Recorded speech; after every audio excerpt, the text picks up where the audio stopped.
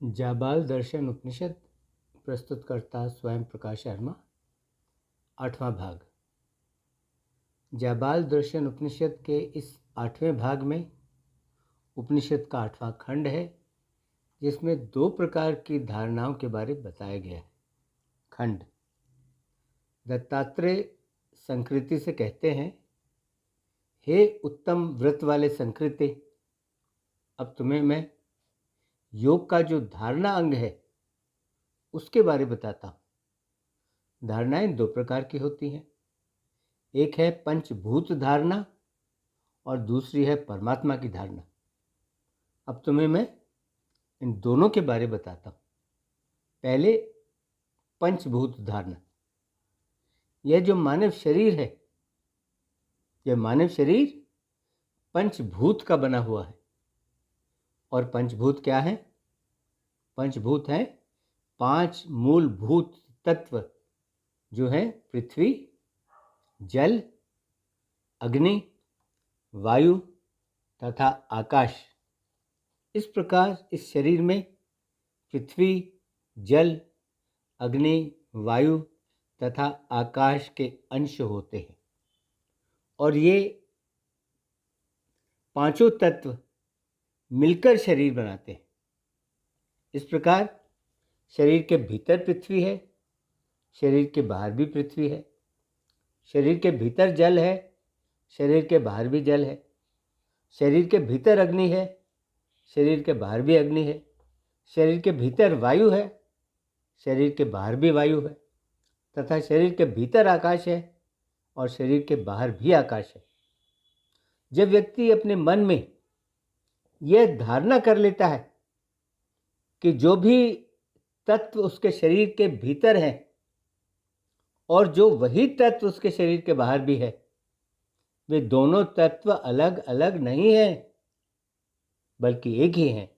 यानी उसके शरीर के भीतर जो पृथ्वी है, जो जल है, जो अग्नि है, जो वायु है, जो आकाश है, और उसके शरीर के बाहर जो पृथ्वी है, जो जल है, जो अग्नि है, जो वायु है और जो आकाश है, वे अलग अलग नहीं हैं, बल्कि वे सब एक ही हैं। शरीर के भीतर जो पृथ्वी है और शरीर के बाहर जो पृथ्वी है, शरीर के भीतर जो जल है और शरीर के बाहर जो जल है, शरीर के भीतर जो अग्नि है और शरीर के बाहर जो अग्नि है, शरीर के भीतर जो वायु है और शरीर के बाहर जो वायु है, शरीर के भीतर जो आकाश है और शरीर के बाहर जो आकाश है, वे सब एक ही हैं।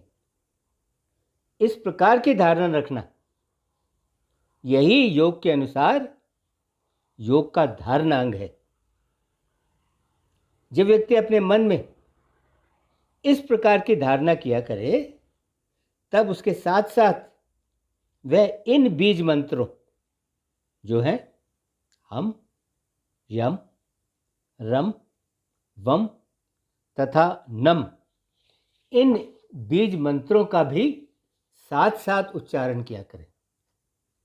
इस प्रकार की धारणा सर्वश्रेष्ठ धारणा बताई गई है, और यह धारणा सब पापों को नष्ट करती है। शरीर में ये 5 तत्व पृथ्वी, जल, अग्नि, वायु तथा आकाश शरीर में कहाँ होते हैं? अब इसके बारे तुम्हें बताता हूँ। नीचे पैरों से लेकर ऊपर घुटनों तक जो शरीर का भाग है, वह भाग पृथ्वी का अंश कहा गया है। घुटनों से लेकर ऊपर गुदा तक शरीर का जो भाग है, वह भाग जल का अंश बताया गया है। गुदा के ऊपर हृदय तक जो शरीर का भाग है, वह भाग अग्नि का अंश बताया गया है।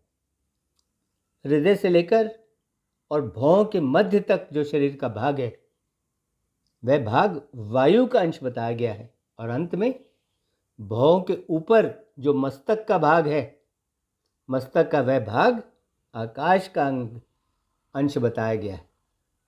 इस प्रकार पृथ्वी से लेकर आकाश तक जो 5 मूलभूत तत्व हैं, वे सभी तत्व शरीर के इन भागों में बताए गए हैं। हे महाप्राज्ञ, शरीर में पृथ्वी के भाग में तुम ब्रह्मा का ध्यान करो। शरीर के जल के भाग में तुम भगवान विष्णु का ध्यान करो। शरीर के अग्नि के भाग में तुम भगवान शिव का ध्यान करो। शरीर के वायु के भाग में तुम ईश्वर का ध्यान करो तथा शरीर के आकाश के भाग में तुम भगवान महाशिव का ध्यान करो। हे मुनि श्रेष्ठ, अब तुम्हें मैं दूसरे प्रकार की धारणा के बारे बताता हूँ। दूसरे प्रकार की धारणा का वर्णन करता हूँ। बुद्धिमान व्यक्ति अपनी अंतर्यामी आत्मा में सब पर शासन करने वाले बोधमय, आनंदमय तथा कल्याण स्वरूप परमात्मा की प्रतिदिन धारणा किया करते हैं। ऐसा करने से उनके सभी पापों की शुद्धि हो जाती है।